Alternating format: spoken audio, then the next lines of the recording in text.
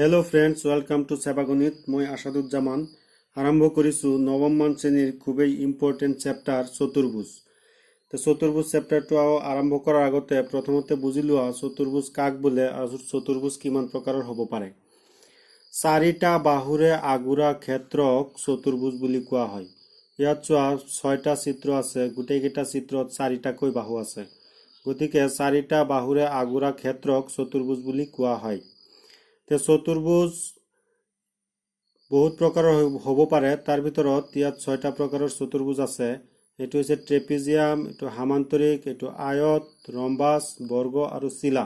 তোমালোকৰ কিতাপত এই চিলাৰ বিষয়ে আলোচনা কৰা হোৱা নাই, বাকি 5টা চতুৰ্ভুজৰ বিষয়ে আলোচনা কৰা হৈছে আৰু তাৰ পৰাই অংক আহিব।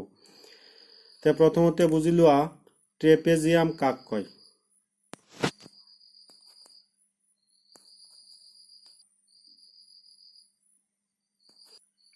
তোমালোকৰ কাৰণে আগতীয়াকৈ ৰেডি কৰি থৈছো মই যে চতুৰ্ভুজ কেই প্ৰকাৰৰ, 5 প্ৰকাৰৰ আমি ইয়াত আলোচনা কৰিম। প্ৰথমতে হৈছে ট্ৰেপিজিয়াম। যি চতুৰ্ভুজৰ এযোৰ বাহু সমান্তৰাল তাকে ট্ৰেপিজিয়াম বোলে।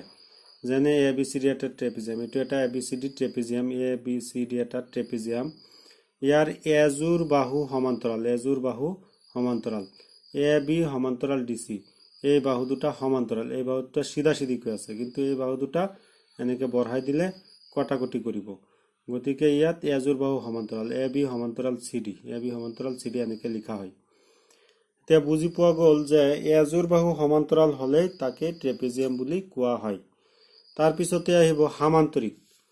এতিয়া সামান্তৰিক বুলি ক'লে যি চতুৰ্ভুজৰ দুযোৰ বিপৰীত বাহু সমান্তৰাল, দুযোৰ বিপৰীত বাহু সমান্তৰাল হলে তাক সামান্তৰিক বুলি কোৱা হয়, বা দুযোৰ বিপৰীত বাহু সমান, দুযোৰ বিপৰীত বাহু সমান হলেও তাক সামান্তৰিক বুলি কোৱা হয়। এক নম্বৰটোত আছিলে দুযোৰ বিপৰীত বাহু সমান্তৰাল, এ বি আৰু চি ডি সমান্তৰাল, এ ডি আৰু বি চি সমান্তৰাল। তাৰপিছত দুযোৰ বিপৰীত বাহু সমান, এ বিৰ লগত চি ডি সমান, এ ডিৰ লগত বি চি সমান। এনেকুৱা যদি হয় তেতিয়াহ'লে এইটোত সামান্তৰিক হ'ব। তাৰপিছত চি নম্বৰত আহিছে এযোৰ বাহু সমান আৰু সমান্তৰাল। তাৰমানে এযোৰ বাহু যদি কেনেবাকৈ সমানো হৈ যায় আৰু সমান্তৰালো হৈ যায় তেতিয়াহ'লে তাক সামান্তৰিক বুলি কোৱা হ'ব। ইয়াত এ বি সমান্তৰাল চি ডি আৰু এ বি সমান সমান চি ডি, গতিকে এইটো এটা সামান্তৰিক। তাৰপিছত আহিব বিপৰীত কোণবোৰ সমান। যদি বিপৰীত কোণবোৰ সমান হয় তেতিয়াহ'লেও সেইটো সামান্তৰিক। ইয়াত এৰ লগত চি কোণ সমান আৰু ডিৰ লগত বি কোণ সমান, তেতিয়াহ'লে এইটো এটা সামান্তৰিক হৈছে। তাৰপিছত আহিছে কৰ্ণবিলাক পৰস্পৰ সমদ্বিখণ্ডিত হয়। ইয়াত এটা সৰু চিত্ৰ দেখিব পাৰিছা সামান্তৰিকৰ। ইয়াত দুটা কৰ্ণ আছে, এই কৰ্ণ দুটা ইয়াৰ পৰা এইখিনি, ইয়াৰ পৰা এইখিনি আৰু ইয়াৰ পৰা এইখিনি সমান, ইয়াৰ পৰা এইখিনি আৰু ইয়াৰ পৰা এইখিনি সমান, এইটো সমান, এইটো সমান, তেতিয়াহ'লে এইটো এটা সামান্তৰিক হ'ব। সামান্তৰিকৰ কৰ্ণই পৰস্পৰ সমানে দুই খণ্ড কৰে। তাৰপিছত এফ নম্বৰত আহিছে সন্নিহিত কোণৰ যোগফল 180 ডিগ্ৰী। সন্নিহিত কোণৰ যোগফল মানে ইয়াত এ কোণৰ সন্নিহিত কোণ হ'ব ডি আৰু বি।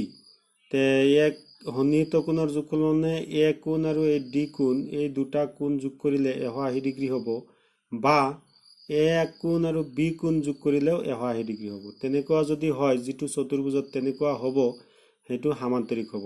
গতিকে সামান্তৰিকৰ 6টা চৰ্ত আছে।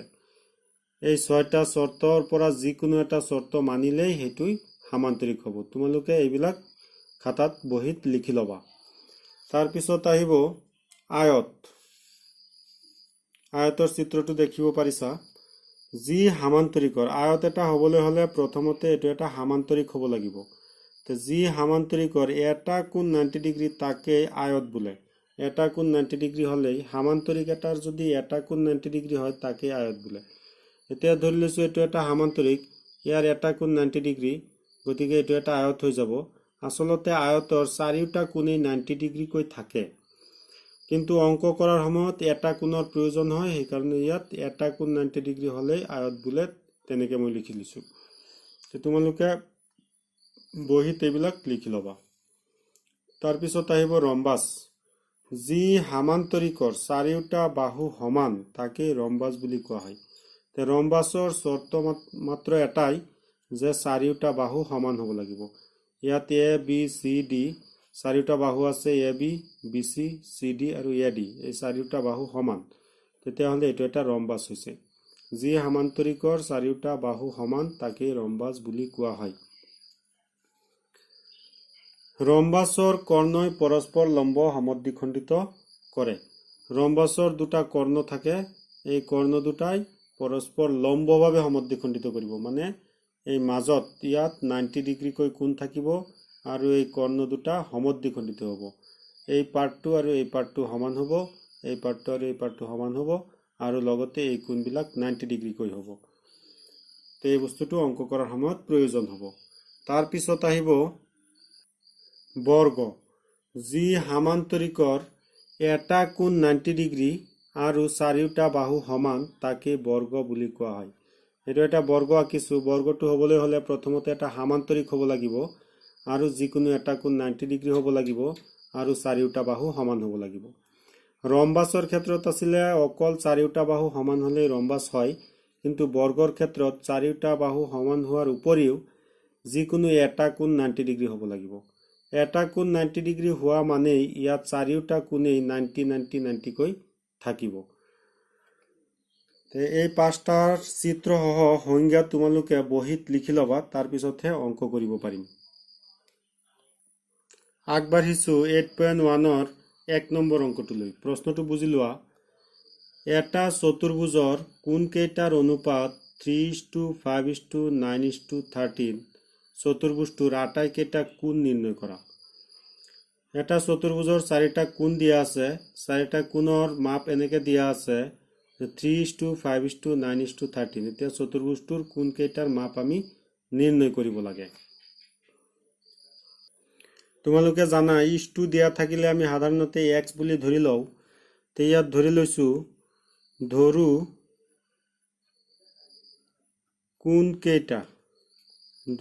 কোণকেইটা সমান সমান। এটা ধৰি লৈছো 3x আৰু এটা 5x আৰু এটা 9x আৰু এটা 13x। তে প্ৰশ্নমতে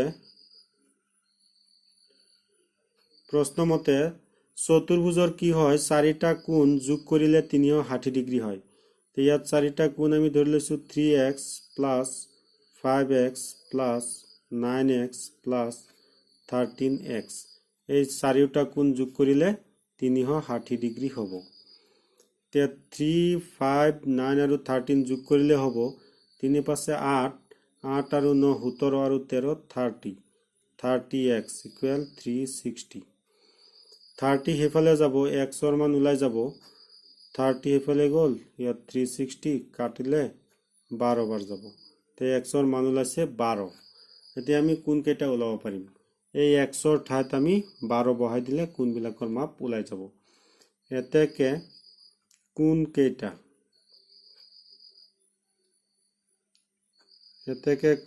সমান সমান আছিলে 3x মানে 3 × 12, 5x মানে 5 × 12, 9x মানে 9 × 12, 13x মানে 13 × 12। 3 × 12 36, এটা কোণ হ'ব 36 ডিগ্ৰী। 5 × 12 মানে 60 ডিগ্ৰী আৰু এটা কোণ হ'ব 60 ডিগ্ৰী। 9 × 12 মানে 108, 9 × 12 = 108 আৰু এটা কোণ হ'ব 108 ডিগ্ৰী। 13 আৰু 12 পূৰণ কৰিলে হ'ব 156 আৰু এটা কোণ হ'ব 156 ডিগ্ৰী। আশা কৰোঁ ছাত্ৰ ছাত্ৰীয়ে অংকটো বুজি পাইছে। সময় অতিবাহিত নকৰি আমি 8.1ৰ 2 নম্বৰ অংকটোলৈ যাম। প্ৰথমতে প্ৰশ্নটো বুজি লোৱা। যদি এটা সামান্তৰিকৰ কৰ্ণ দুডাল সমান, তেন্তে দেখুৱা যে ই এটা আয়ত। এটা সামান্তৰিক দিয়া আছে, তাৰ কৰ্ণ দুডাল সমান দিয়া আছে, তেন্তে দেখুৱা যে ই এটা আয়ত। দেখুৱাব লাগিব আমি এইটো এটা আয়ত। তে সামান্তৰিক এটা দিয়া আছে, দেখুৱাব লাগে আয়ত। সামান্তৰিক এটা আয়ত কেতিয়া হয়, যেতিয়া সামান্তৰিকৰ এটা কোণ 90 ডিগ্ৰী হয়, তেতিয়া সেইটোৱে এটা আয়ত হয়। এতিয়া আমি এটা কোণ 90 ডিগ্ৰী দেখাব লাগিব। চিত্ৰটো প্ৰথমতে আঁকিব লাগিব যেটো প্ৰমাণ কৰিব লাগে হেতুৰ চিত্ৰ প্ৰথমতে আঁকি দিব লাগে তে দেখুৱাব লাগে যে ই এটা আয়ত তে প্ৰথমতে আমি এটা আয়তৰ চিত্ৰ আঁকিম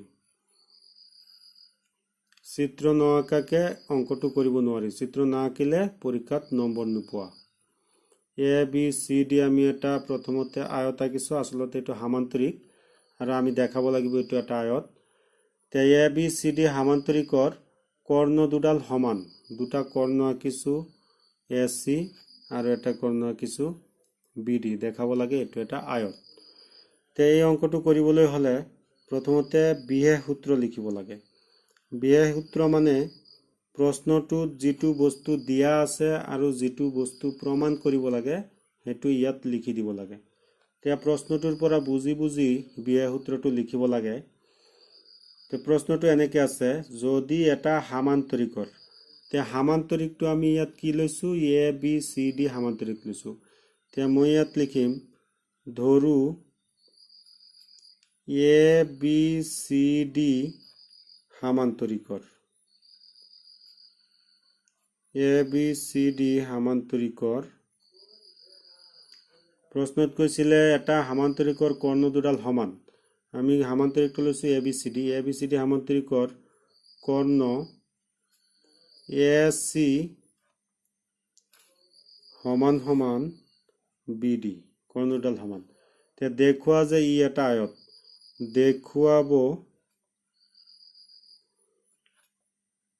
লাগে যে ই এটা আয়ত ই মানে কাক বুজাইছে এ বি সি ডি বুজাইছে এ বি সি ডি এটা আয়ত তে প্ৰমাণ দিয়া আছে সামান্তৰিক দেখুৱাব লাগে আয়ত আমি এটা কোণ 90 ডিগ্ৰী দেখুৱাম এ কোণটো আমি 90 ডিগ্ৰী দেখুৱাম এ কোণটো 90 ডিগ্ৰী দেখুৱাবলৈ হলে দুটা ত্ৰিভুজ লব লাগিব এ বি ডি ত্ৰিভুজটো লম ত্ৰিভুজ এ বি ডি আৰু এটা ত্ৰিভুজ লম ত্ৰিভুজ এ বি সি ত্ৰিভুজ এ বি সি এই দুটা ত্ৰিভুজ সৰ্বাংগসম দেখুৱাম দুটা ত্ৰিভুজতে সাধাৰণ বাহু আছে এ বি এটো চোৱা এ বি ডি ত্ৰিভুজটো বনালে এ বি বাহুটো আহে আকৌ এ বি সি ত্ৰিভুজটো আঁকিলে এ বি বাহুটো আহে গতিকে এ বি ইকুৱেল এ বি এটো হৈছে সাধাৰণ বাহু ত্ৰিভুজ দুটা কেনেকৈ সৰ্বাংগসম দেখুৱাব লাগে হেতু আমি 7 নম্বৰ চেপ্টাৰত শিকি আহিছো গতিকে ওপৰৰ আই বাটনত গৈ সেই ভিডিওটো চাই লবা তেতিয়া হলে ত্ৰিভুজটো কেনেকৈ সৰ্বাংগসম দেখুৱাব লাগে হেতু বুজি পাবা তিনি জোৰা বস্তু লাগিব আসলতে এক জোৰা পাইছো তাৰ পিছত এ বি ডি ত্ৰিভুজত এ ডি বাহু আছে A D equal A B C ত্ৰিভুজত বি সি বাহুটো আছে এ ডিৰ সমান B C A D equal B C কিয় সমান A D equal B C কাৰণটো হৈছে এই দুটা সামান্তৰিকৰ বিপৰীত বাহু প্ৰথমতে এটো এটা সামান্তৰিক আছিল সামান্তৰিক দিয়া আছিল গতিকে সামান্তৰিকৰ বিপৰীত বাহু সেই কাৰণে A B equal A D equal B C হৈছে আৰু এটা বস্তু লাগে এ বি ডি ত্ৰিভুজত বি ডি বাহু আছে বি ডি আৰু এ বি সি ত্ৰিভুজত এ সি বাহুটো আছে equal A C A B D equal A C কাৰণটো হৈছে এই দুটা দিয়া আছে প্ৰশ্নত দিয়া আছে যে কৰ্ণ দুটা সমান বুলি দিয়া আছিল প্ৰশ্নত দিয়া আছিল A C equal B D এই কথাটো আমি ইয়াত লিখিছো 1 2 3 জোৰা বস্তু সমান পাইছো গতিকে ওপৰ পৰা চাই চাই লিখি দিম ত্ৰিভুজ এ বি ডি সৰ্বাংগসম ত্ৰিভুজ এ বি সি কোনটো শৰ্তমতে 60 60 60 60 60 60 শৰ্তমতে এই ত্ৰিভুজ দুটা সৰ্বাংগসম হৈছে এতিয়া এ বি ডি ত্ৰিভুজত এ কোনটো আছে এ বি ডি ত্ৰিভুজটো ললে এই এ কোনটো গুটেখিনি আমি পাম এংগল এ আৰু এ বি সি ত্ৰিভুজটো ললে এই বি কোনটো পাম এংগল বি যেহেতু এই ত্ৰিভুজ দুটা সমান গতিকে এই কোণ দুটাও সমান হ'ব কোনটো শৰ্তমতে চি পি সি টি সমান সমান ত্ৰিভুজৰ সমান সমান বাহু, কনগ্ৰুৱেন্স পাৰ্ট অফ কনগ্ৰুৱেন্ট ট্ৰাইংগল। এতিয়া চোৱা, যিহেতু এইটো প্ৰথমতে এটা সামান্তৰিক আছিলে, গতিকে সামান্তৰিকৰ সন্নিহিত কোণৰ যোগফল 180 ডিগ্ৰী, গতিকে এ কোণ আৰু বি কোণ যোগ কৰিলে 180 ডিগ্ৰী হ'ব। কিন্তু angle A plus angle B সমান সমান 180 ডিগ্ৰী। সামান্তৰিকৰ সন্নিহিত কোণ, সামান্তৰিকৰ সন্নিহিত কোণ, সেইকাৰণে 180 ডিগ্ৰী হৈছে। এতিয়া ইয়াত চোৱা, দুটা কোণ সমান হৈছে, আকৌ দুটা কোণ যোগ কৰিলে 180 ডিগ্ৰী হৈছে, গতিকে একোটা কোণ 90 ডিগ্ৰীকে পৰিব। গতিকে আমি ইয়াত লিখিব পাৰিম এংগুল এ সমান সমান এংগুল বি সমান সমান 90 ডিগ্ৰী। দুটা কোণ যোগ কৰিলে 90 ডিগ্ৰী, আকৌ দুটা বোলে সমান সমান, দুটা 90-90কে পৰিব লাগিব। গতিকে আমি পাই গৈছোঁ দুটা কোণ 90 ডিগ্ৰী। আচলতে এটা কোণ 90 ডিগ্ৰী দেখালেই হৈ যায়, আমি দুটা কোণ 90 ডিগ্ৰী পাইছোঁ। ইয়াত লিখিব লাগিব যিহেতু এ বি চি ডি সামান্তৰিকৰ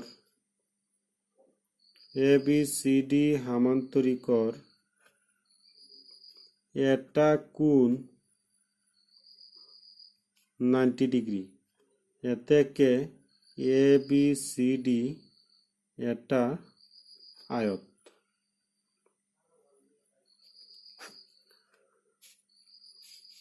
অংকটো প্ৰথমৰ পৰা আকৌ চাই লোৱা।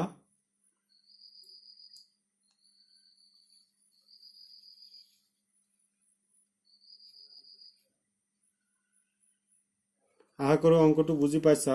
যদি অংকটো বুজি পাইছা, লাইক এটা দিবা আৰু অংকটো বহীত পাতি ল'বা। এবাৰ আমি অংক কৰিম 8.1-ৰ 3 নম্বৰ অংক। প্ৰশ্নটো বুজি লোৱা।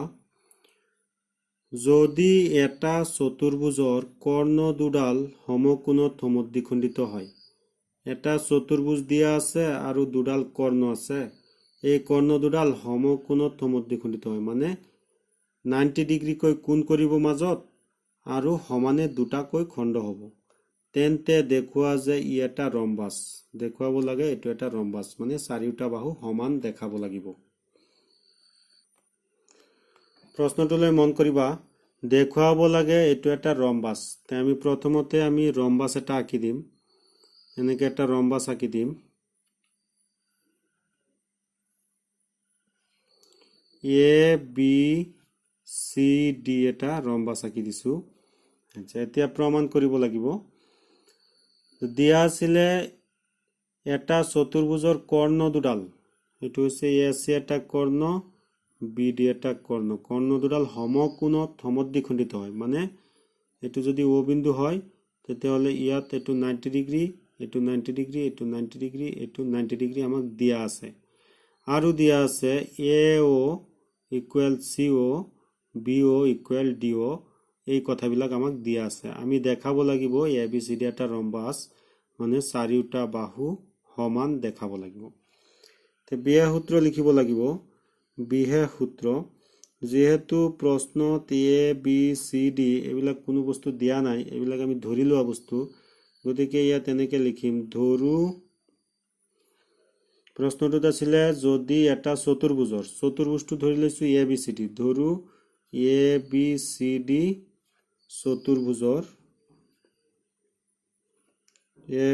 ডি চতুৰ্ভুজৰ কৰ্ণ দুডাল সমকোণত সমদ্বিখণ্ডিত হয়, কৰ্ণ দুডাল এ চি আৰু বি ডি সমকোণত সমদ্বিখণ্ডিত হয়।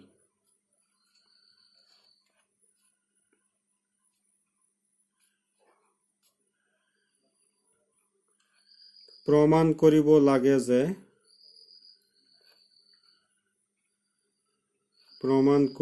লাগে যে এ বি চি ডি এটা ৰম্বাস। এইটো আমি প্ৰমাণ কৰিব লাগিব। প্ৰমাণটো কেনেকৈ কৰিব লাগিব চোৱা। প্ৰমাণ প্ৰথমতে আমি দুটা ত্ৰিভুজ ল'ম, এ ও বি আৰু বি ও চি, এই দুটা ত্ৰিভুজ ল'ম। ত্ৰিভুজ এ ও বি আৰু ত্ৰিভুজ বি ও চি। এই ত্ৰিভুজ দুটা প্ৰথমতে আমি সৰ্বাংগসম দেখাম। সৰ্বাংগসম দেখাবলৈ হ'লে এই ত্ৰিভুজ দুটাৰ তিনিযোৰা বস্তু সমান পাব লাগিব, তেতিয়াহ'লে ত্ৰিভুজ দুটা সৰ্বাংগসম হ'ব। এ ও বি ত্ৰিভুজ আৰু বি ও চি ত্ৰিভুজৰ এটা সাধাৰণ বাহু আছে, এইটো হৈছে এ ও বি ত্ৰিভুজ। এই ত্ৰিভুজটোত বি ও বাহু আছে। আকৌ বি ও চি ত্ৰিভুজ ল'লে ইয়াতো বি ও বাহু আছে। গতিকে আমি লিখিব পাৰিম বি ও ইকুৱেল বি ও সাধাৰণ বাহু। একযোৰা বস্তু পালো। এতিয়া আৰু এটা বস্তু দিয়া আছিলে এ ও সমান সমান চি ও। এই ত্ৰিভুজটোত এ ও আছে, এই ত্ৰিভুজটোত চি ও আছে। গতিকে আমি লিখিম এ ও ইকুৱেল চি ও।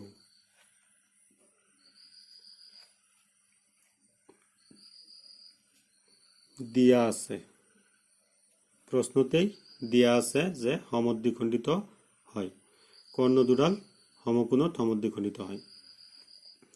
তাৰপিছত এই ত্ৰিভুজত এটা 90 ডিগ্ৰী আছে, এ ও বি এটা 90 ডিগ্ৰী আছে, এই ত্ৰিভুজত এটা 90 ডিগ্ৰী, বি ও চি এই কোণটো 90 ডিগ্ৰী, দুটা কোণেই 90 ডিগ্ৰী। ইয়াত লিখিম angle A O B equal angle B O C, প্ৰত্যেকেই 90 ডিগ্ৰী। গতিকে 1 2 3 যোৰা বস্তু সমান পাইছো। ওপৰৰ পৰা চাই চাই লিখিম ত্ৰিভুজ এ O B সৰ্বাংগসম ত্ৰিভুজ B O C. C ইয়াত কোনটো কণ্ডিশ্যন? বাহু বাহু এইটো কোণ, তে ইয়াত লিখিম সাইড এংগল সাইড।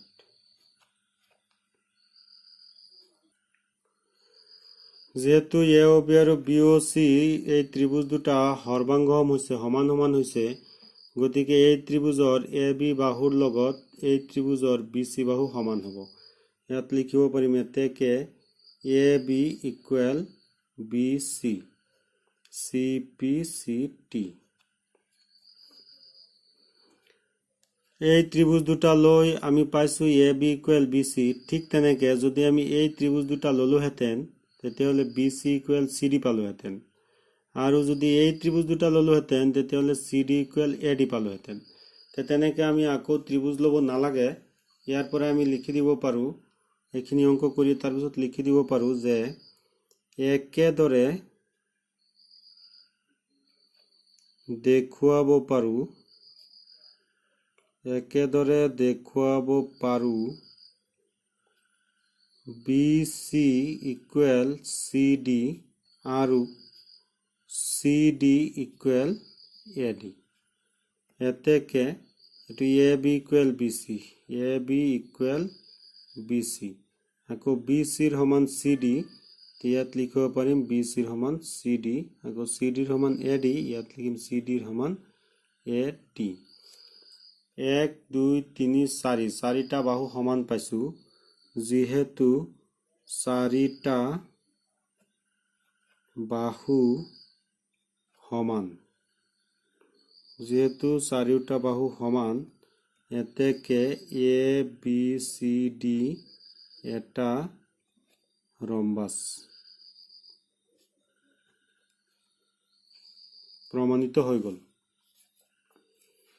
অংকটো প্ৰথমৰ পৰা ভালদৰে এবাৰ চাই লোৱা আৰু বুজি লোৱা, তাৰপিছত অংকটো বহীত নোট কৰি ল'বা।